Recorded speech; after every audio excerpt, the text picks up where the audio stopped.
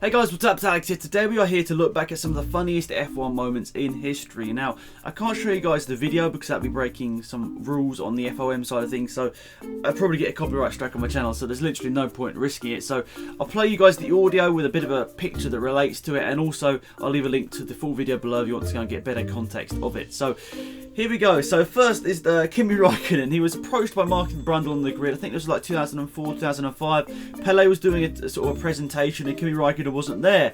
And the rest is history with a classic F1 Kimi Raikkonen moment. Kimi, you missed the presentation by Pele. Yeah. Will you get over it?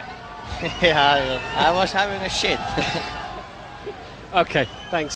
It's just such a classic Kimi Raikkonen moment. Like, he's not going to come out with some normal answer. Yeah, I was busy. Yeah, I was just at the toilet. He has to go one step further and say that. So, pretty good stuff there from Kimi Raikkonen. Always trying to make it as entertaining as possible for the F1 viewers. But, yeah, that's a classic moment from my sort of early F1 viewing history. So that's first. Next up, these aren't in any particular order, by the way, they're just some of the funny moments I remember. So next up is Nigel Mansell. He had like a bump on his head, and then Murray Walker's like, what's that bump on your head, can we have a look? And he proceeds to like push it, and obviously that means that Mansell's in a bit of pain. But listen to the audio, it's pretty funny stuff. Nigel, first of all, will you carefully and slowly take your hat off? You've got an enormous bump on your head. Can you let them see it? I don't know whether... Right up there. Oh, I'm sorry. It's just such a Murray Walker moment to do something like that. I mean, he was a legend of Formula 1. That is two legends of Formula 1 right there in one interview. But, yeah, Murray Walker was a legend, partly because half the time he didn't know what he was saying, he didn't know what he was doing.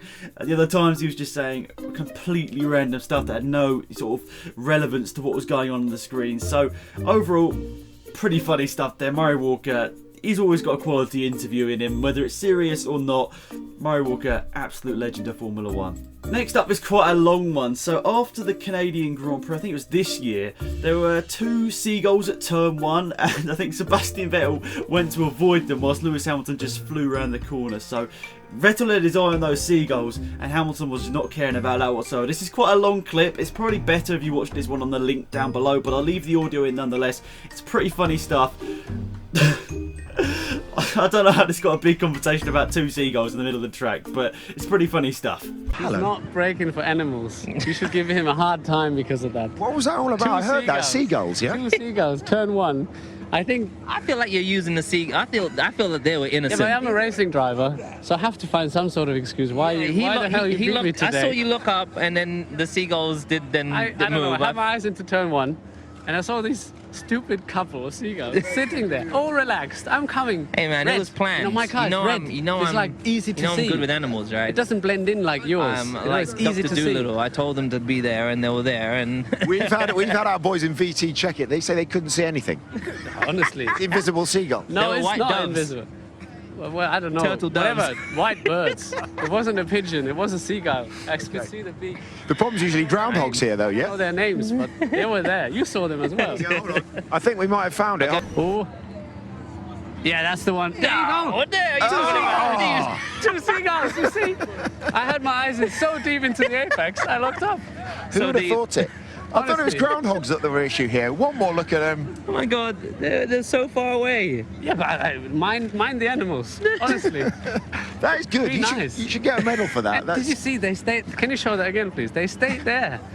That's what really annoyed me. They stayed there. Look, you're looking up already. Yeah, but look, there's a red car coming at, I don't know, 100 something. They stayed there. I'm not sure they're very clever, seagulls, but there you go. Maybe that's Well, why. I didn't see it coming. If you can catch those two seagulls, you might prove the opposite of what you ever found out in history about seagulls. We could continue this all I think day. I might have to buy you a couple seagulls. I don't think I don't know if they're white seagulls or whatever. I think you need a couple. But you told me you had some. That one bird did poo on my visor at one stage. On that Is that right? Yeah. Thanks very much. I know that's pretty random, but it's just nice to have a bit of light-hearted fun in F1 nowadays. A lot of the PR or the press sort of thing and make sure that you can't say exactly what you want a lot of the time. But it's nice to see Vettel, Hamilton, two different teams going at it, trying to win that Grand Prix, and both of them just having a bit of a laugh about it. And it's really nice to see that in Formula One. And I think that's an absolutely classic interview from Sky. Like, honestly, one of the best bits of F1 media they've had is that interview right there. So pretty interesting stuff. And next up is Juan Pablo Montoya. So he goes to a press conference. This is quite a long time ago. I think it's the early 2000s. And Juan Pablo Montoya is asked about just like random stuff. Then he gets, I think this Australian reporter, that he just keeps saying one. You'll see it in the interview. It's absolutely hilarious. Rising number one of Formula One, Juan wonders, should Juan only win one Formula One year? Would Juan want to have won that one in round one, Juan? But one of them would be in round one. To be the best in their class. Right. Do you see their stops or a walk-off? Yeah, the racing car driver. How'd you know? Most people say the painter. Have you tried Ash? I can't play golf. I'm gonna press. Hey, I'm asking. Can you play? Right. Thank you very much. It's just such a great bit of F1 press conference history. Like, I know Montoya didn't see the funny side of it, but it's just, I just think that's absolute quality. I mean, it's nice to have, as I said with the last one, it's nice to have a little bit of light-heartedness, if that's a word, in Formula One. A lot of it is just super serious. You've got to do this, and this, and it's nice to have someone in there breaking it up, just have a little bit of fun. I know, not going too far, because obviously F1 is a business, lots of sponsors and everyone involved, so you don't want to make it look like a silly sport, but that's just great to see in there, in my opinion. But I don't know whether it's been done since. I don't know whether those guys got banned from it, but I haven't heard their voices again. But then again, I don't watch Australian television, so I don't know. But if you guys are in Australia, you know who those guys are, let me know, because if they're still in F1, proper legends that they're still about, because that's some great F1 press conference banter. Next up is a big part of Red Bull's F1 history, a big part of Mark Webber's F1 history, and I think most of you guys know what's coming here, but Mark Webber, the 2010 British Grand Prix, if I remember correctly, Mark Webber, I think, was leading the championship, but wasn't given the best parts. Sebastian Vettel was given the best parts, meaning that Mark Webber was obviously disappointed that he didn't get given the new front wing, which was going to massively help him out in the British Grand Prix, which you need that downforce. So when we got to the Grand Prix, I think he started second on the grid, but he put in a stellar performance. If I remember correctly, one of Mark Webber's best ever Grand Prix, and wow, we all know what's coming up next. Fantastic, guys. Not bad for a number 2 driver. Cheers.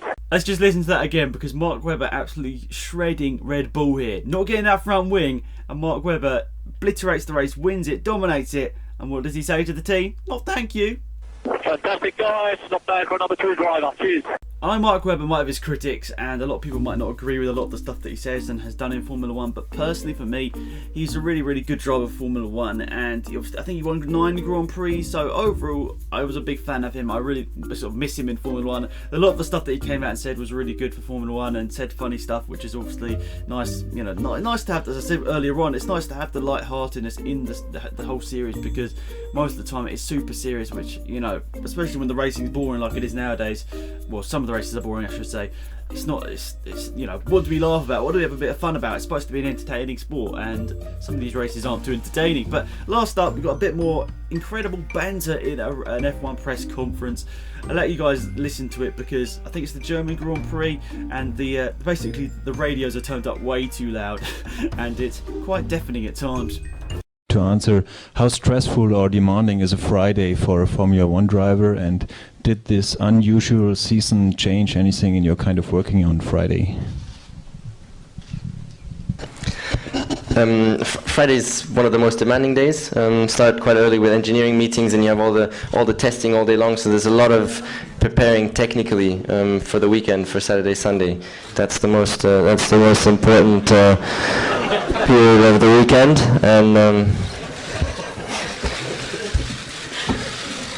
and then there comes what else? That's it, really. A lot of technical stuff. Check the radio volume. Did you get that? Do you check the radio volume? Anyone else want to talk about Fridays? How stressful is it? 1, 2, 3. Yeah, it is obviously. So that is it for this video, guys. Hopefully you enjoyed it. Let me know in the comment section down below if I didn't include one of your funniest F1 moments. Obviously everyone has different opinions on stuff that was funny, but let me know in the comment section down below what you thought was funny and any interesting and crazy stuff that I might have missed in this video. So that's it. Thank you for watching. Have a great day. Hopefully you enjoyed it. Let me know if you'd like to see more of these videos in the future. I do have a lot of fun making them. It's nice to do something a little bit different. Anyway, until next time, have a great day. It's been Alex and I'm out of here. Goodbye. Thanks for watching the video, guys. As always, I really appreciate it. And if you did like the video and haven't yet, leaving a like on the video is always appreciated. It helps me grow the channel, which is really important. Also, if you're brand new to the channel and haven't subscribed, that is really awesome as well. It shows you're liking the content I'm putting out, and I probably should be doing more of that. Also, if you haven't checked out my social media links, they're all linked down below. For example, my Facebook, Twitter, also my Instagram's down there as well. So, you know, if you want to, that would really be cool down there. Interact with you guys as much as possible on all of those platforms. And also, if you have missed the video on the screen right now, that will link back to a couple of different videos over the week or so that I use this outro, so hopefully you guys understand. Anyway, thank you for watching. Have a great day. It's been Alex, I'm out of here. Goodbye.